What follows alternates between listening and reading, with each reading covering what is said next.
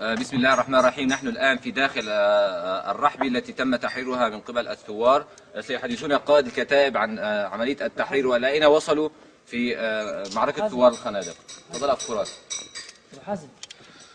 بفضل الله وفضل هؤلاء المجاهدين استطعنا أن نتقدم باتجاه الرحبة واحتلالها كخط دفاعي، ومن ثم متابعة التقدم باتجاه المحدد للسيطرة بالكامل على هذه المدرسة. من الجهة هاي، من جهة باب النس، الكتائب المشتركة هو لواء عندان التابع للواء التوحيد، وبإذن الله قريبا البشرى السارة لكل أهالي المنطقة الشمالية، تكون هذه المنطقة خالية من العصابات الأسدية، ونترك لقاتل الكتائب اللي شاركوا بتحرير هذه المنطقة أن يتحدثوا. شرفوا. أبو خالد. بسم الله الرحمن الرحيم. تم بفضل الله بعد الحصار لأكثر من 20 يوم من قبل عناصر لواء حرار سوريا ولواء التوحيد والوعد تابع لواء التوحيد وكتائب أبو العلمين لمدرسة المشاة والهيئة الشرعية وكتيبة الأقصى واللواء 313. تم بفضل الله السيطرة على أكثر من 50 ل 60% من مدرسة المشاة، ونحن الآن نصور داخل رحبة الآليات،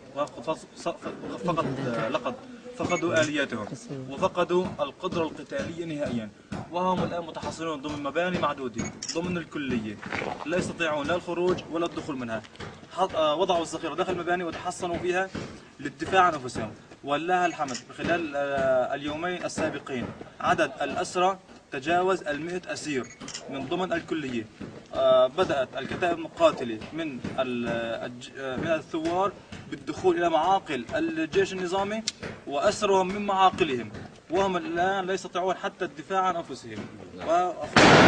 أبو حازم من المشاركين في عملية الاقتحام. نعم. أبو الريس، ما هي الخطوة التالية بعد تحرير هذه المساحة الشاسعة من كلية المشاة؟ بسم الله الرحمن الرحيم، والصلاة والسلام على سيدنا محمد وعلى آله وصحبه أجمعين. قد قمنا ببدء عملية اقتحام منذ يومين. كانت عملية مشاغلة لحتى بس نكسب الأسرى، نكسب المنشقين ونطالعهم بخير وسلامة، بس أقسم بالله العظيم بدها تتم اليوم عملية الاقتحام الفعلي بإذن الله تعالى. ما بقى نسمح عن واحد وما بقى نرأف لواحد، لأن لو بده ينشق كان انشق بهالفترة اللي أعطيناه إياها. أعطيناه مهلة كافي. هي تنفيذ المرحلة الأساسية، هي بدها تبدأ اليوم وبإذن الله تعالى بدها تنتهي بكرة. الله أكبر. نعم. الله أكبر. تكبير. الله أكبر. الله أكبر. الله يعطيكم العافية. إن شاء الله نلتقي في الداخل مبنى القيادة. إن شاء الله.